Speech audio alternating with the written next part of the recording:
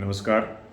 मैं doctor VK Bahuguna Uttarakhand रक्षा मोर्चा का अध्यक्ष हूँ और आज 27 तारीख को इलेक्शन के माहौल में बहुत सारे प्रत्याशी अपने अपने नामांकन पत्र भरने के लिए कतारों में खड़े हैं और मॉडल कोड ऑफ कंडक्ट जो इलेक्शन कमीशन ने दिया है उसकी हर जगह धज्जियाँ उड़ती हुई दिखाई दे रही हैं। आज अगर आप कोई कचहरी का अगर देहरादून के कचहरी का कोई अवलोकन करें जहाँ पर कि नामांकन हुए थे तो इसका मतलब है कि प्रशासन जो है अक्षम हो गया है और या तो जानबूझ करके इस तरह के मॉडल कोड ऑफ कंडक्ट को जो है को वायलेट कर रहे हैं। दूसरा सबसे बड़ी जो आजकल जो कैंडिडेट को परेशानी हो रही है बड़ी पार्टियों को छोड़ करके, ये ऐसा माहौल लगता है कि औरों को किसी तरह से कैंडिडेट को डिसवेट किया जाए, उनको इस तरह से किया जाए कि वो छोड़ के भाग जाएं। और इन्होंने इतनी इन्फॉर्मेशन मांगने की इसमें क्या ज़रूरत है। फॉर्म में सिंपल इलेक्शन होना चाहिए। आप उनके इनकम टैक्स के मांगने कुछ मांगने जो भी मांगिए, लेकिन आप जल्दी जल्दी जो है लोगों को निपटाओ। अब की बार तो ये हो गया है। और सबसे बड़ी बात यह है, अब मैं एक उदाहरण देना चाहता हूँ कि कैसे हमारी पार्टी का हरेसमेंट जो है आज पौड़ी कचहरी में हुआ है।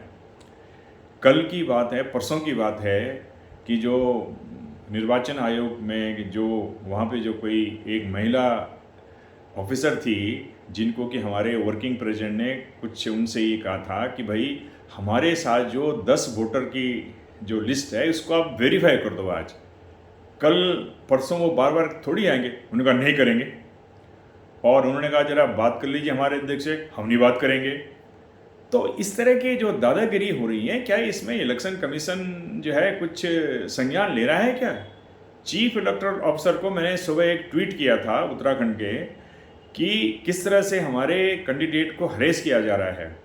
और एक उसमें हास्यास्पद बात यह है कि एक रजिस्टर्ड पार्टी होने के नाते जो हमको पानी के जहाज़ का जो सिंबल मिला है उसको हमने वो फॉर्म बी कैंडिडेट ने उसमें लगा रखा है। अब ये कह रहे हैं कि हमको फॉर्म ए भी लाओ। फॉर्म ए जो है चीफ इलेक्टोरल ऑफिसर को हमने लिख करके दिया हुआ है कि हमारे अध्यक्ष और एक महासचिव जो है दे आर ऑथराइज, इनको हम ऑथराइज कर रहे हैं, इनको हम एम्पावर कर रहे हैं कि ये सिंबल इशू करें। अब इतना रेड टेपिज्म आप कर रहे हो, इतनी ब्यूरोक्रेसी कर रहे हो। एक जैसे कहते हैं ना, you are following the law in the word not in the spirit.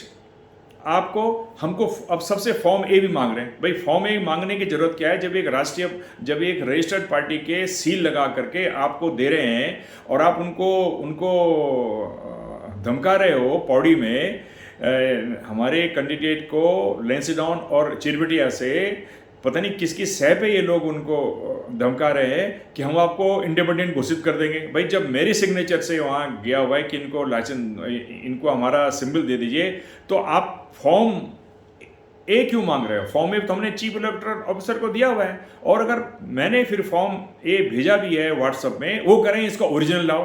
भाई ऑनलाइन आप खुद, आपका सीईओ बोलता है कि ज़्यादातर काम आप ऑनलाइन करो और आप ऑनलाइन नहीं ले रहे हो। तो क्या मैं ये जानना चाहता हूँ, क्या चीफ इलेक्टोरल ऑफिसर जो उत्तराखंड की हैं, कोई महिला हैं, क्या वो इसमें इसका संज्ञान ले रही है?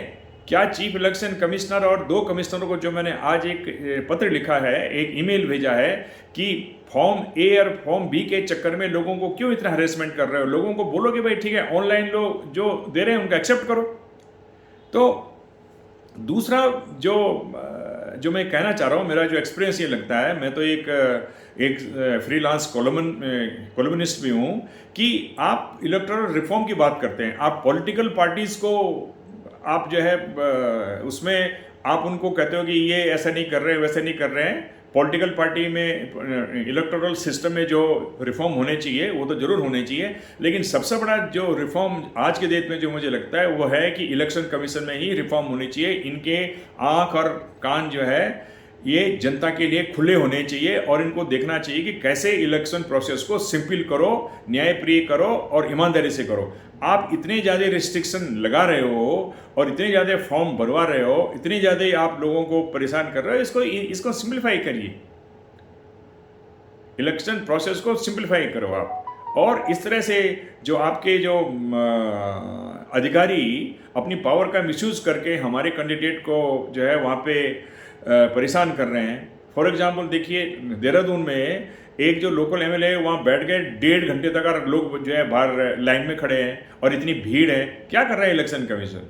मैं देशवासियों से और सबसे ये अनुरोध करता हूँ कि इस तरह की चीज़ों पे अंकुश लगना चाहिए और एक साफ और सुधरी हुई इलेक्शन प्रोसेस जो है वो होनी चाहिए। और जो मैं आज ये इशू रेज कर रहा हूँ, जो मैंने अपना ट्वीट किया है, और मैं देखता हूँ कि इलेक्शन कमीशन जो है एक क्षेत्रीय पार्टी का के जो मैंने ईमेल दिया है, इस पे ये कितना संज्ञान लेते हैं।